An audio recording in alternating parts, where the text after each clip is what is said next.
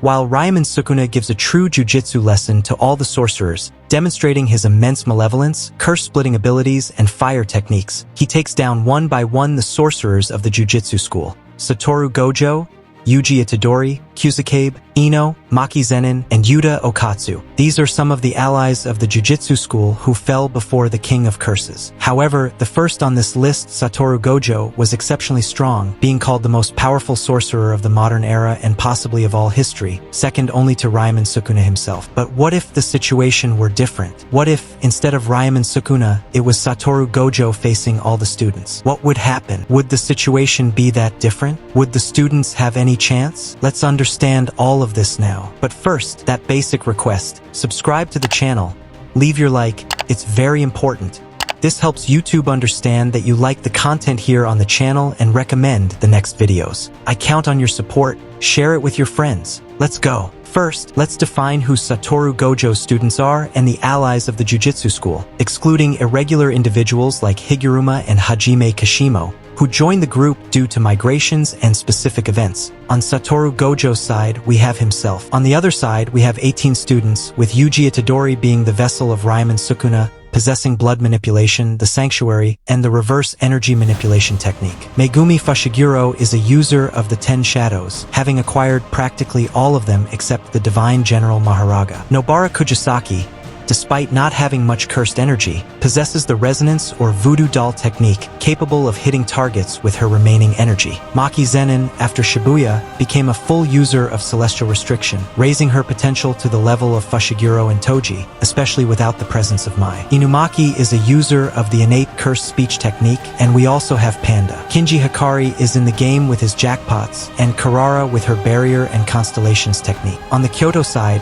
the only one capable of facing someone of this level would be Aoi Tadu, who still has his 2 hands. All these students are led by Yuta Okatsu, a special grade shaman who counts on the support of Chikage Rika Orimoto. Yuta is a distant relative of Satoru Gojo, and one of the few capable of establishing himself on the battlefield and dueling against someone so powerful. Now, let's talk about the teachers, those who would also participate in the combat. Starting with Director Yaga, a hidden special grade due to his ability to manipulate cursed dolls. We also have Gakuganji and Yutaheim, who could enhance attacks together, creating a significant impact with reverse energy manipulation. Additionally, we have the presence of Shoko Yeri. On the front line of the teachers, we find extremely powerful figures: Kento Nanami, Kusakabe, and Mei Mei, who would obviously be accompanied by her brother Ui. To complete the group of sorcerers from the Jujutsu school, we couldn't leave out the charismatic Yuki Tsukumo, with her Chikagami Garuda and her virtual mass technique. All of these would be the elite of the Jujutsu school facing Satoru Gojo. It is important to note that we are considering only students and teachers of the school, excluding allies like Miguel and Choso, who would not be included. Just like Higuruma and Hajime Kashimo mentioned earlier, only Gojo students and Jujutsu school teachers, along with the special grades, would be considered.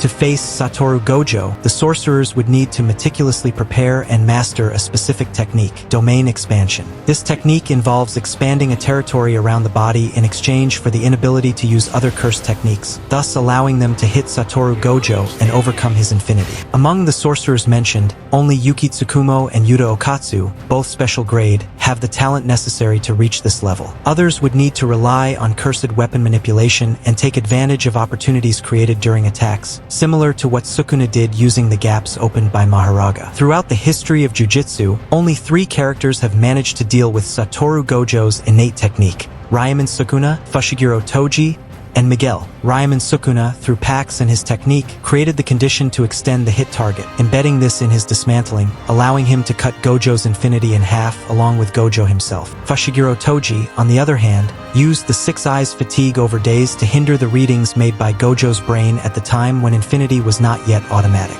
Nowadays, this fatigue wouldn't occur thanks to the reverse cursed energy that Satoru Gojo masters, keeping his brain always fresh regardless of using infinity. However, Toji managed to approach Gojo and catch him off guard when infinity wasn't automatic yet, creating an opening by stopping the use of the technique. Toji bypassed Gojo a second time using the inverted spear of heaven, a cursed weapon capable of momentarily nullifying the opponent's cursed techniques, including infinity. The third case is Miguel during Jujutsu Kaisen 0. The shaman from Geto's group used a cursed weapon from his family, the Black Rope, to disrupt Satoru Gojo's innate techniques, creating gaps in infinity. Examining these three cases, we realize that, except for Yuki and Yuta, the students and teachers would have great difficulties in reaching Satoru Gojo. However, there is one student with potential, Fushiguro Megumi. Megumi would have to take a risky gamble in the battle, following a crazy strategy, possibly devised by someone like Kusakabe. Maharaga was the basis of Ryaman Sukuna's strategy, using the Shikigami to adapt to each guaranteed hit, mastering the infinite void and creating adaptations to infinity and blue. Maharaga can continue evolving and adapting infinitely, changing the very nature of energy and adapting to new techniques. One of the possibilities for the students would be to create an exorcism ritual involving Satoru Gojo. Megumi would put everyone in a complicated situation, as the Shikigami would start its adaptation to the combat at the moment of its awakening, focusing its strength on Satoru Gojo, just as it did with Ryaman Sukuna in Shibuya. Yuki and Yuta would have to ensure that Maharaga remained alive without letting Gojo use the purple void on the Shikigami. They could try a domain expansion without a perfect adaptation, perhaps breaking the barrier from the outside with the help of the other students, as Sukuna did with the help of the hit, ensuring his domain, or as Itadori did when entering Mahito's domain. The students would have to find ways to interrupt Gojo's domain at least 5 times, facing a strengthened domain in every possible and impossible way. Perhaps Gojo's first expansion could be overcome with the use of cursed weapons. Even more so if Megumi can summon Maharaga and use his reverse releases on the domain barrier, disrupting the cursed energy. It is worth remembering that, according to Tengen himself in chapter 145, the inverted spear of heaven was sealed or destroyed by Satoru Gojo, while the black rope was erased by him. Therefore, destroying the power of a technique without direct confrontation would be practically impossible, making Megumi's Maharaga the only plausible option to create a combat model that could defeat Satoru Gojo. Even the Soul Splitter Blade of Ma wouldn't be able to penetrate infinity, as it is a physical object recognized within infinity and incapable of dispersing techniques. Thus, even Ma could do nothing against Gojo's infinity. Satoru Gojo would have difficulties in finishing off special grade shamans and those with reverse energy, such as Hikari, Yuta Okatsu, Yuki Tsukumo, Yuji Itadori, or Megumi himself with his 10 Shadows technique. However, inevitably, the domains of his opponents would eventually be overcome with Maharaga's fall. Without a malevolent sanctuary like Sukuna's to equalize the energy with Muryokusho or divert the damage to Maharaga's adaptation, as happened with Megumi's body, the Shikigami would take much longer to adapt to Muryokusho, giving Gojo the opportunity to attack within his domain to destroy it. In other words, even if all the shamans from the Jujutsu school gathered to face Satoru Gojo in a supposed exorcism ritual involving Megumi's Maharaga, everything would still end at a single point. In the end, the shamans wouldn't be able to defeat Gojo. The answer is simple.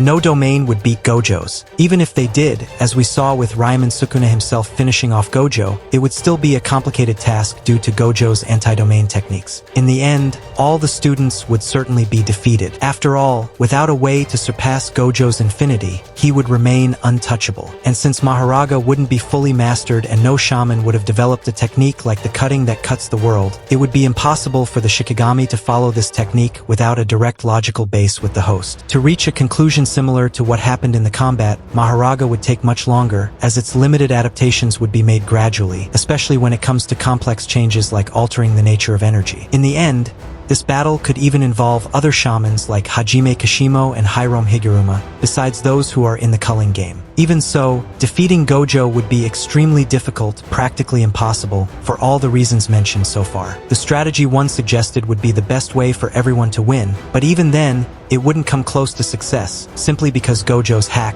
Infinity, is too complex for a normal shaman to overcome. Sukuna himself needed a model and defined it as an almost impossible technique to be performed. So, even if Yuji can use the sanctuary to launch the dismantling, there is no guarantee that he would be able to adapt this technique to his dismantling, as Sukuna did. Let's make it clear that Sukuna is a genius with great experience in using cursed energy, accumulated over centuries. Leave in the comments if you think there's any way for the students to defeat Gojo. Don't forget to subscribe to the channel so you don't miss the next videos that will be sensational. See you in the next video.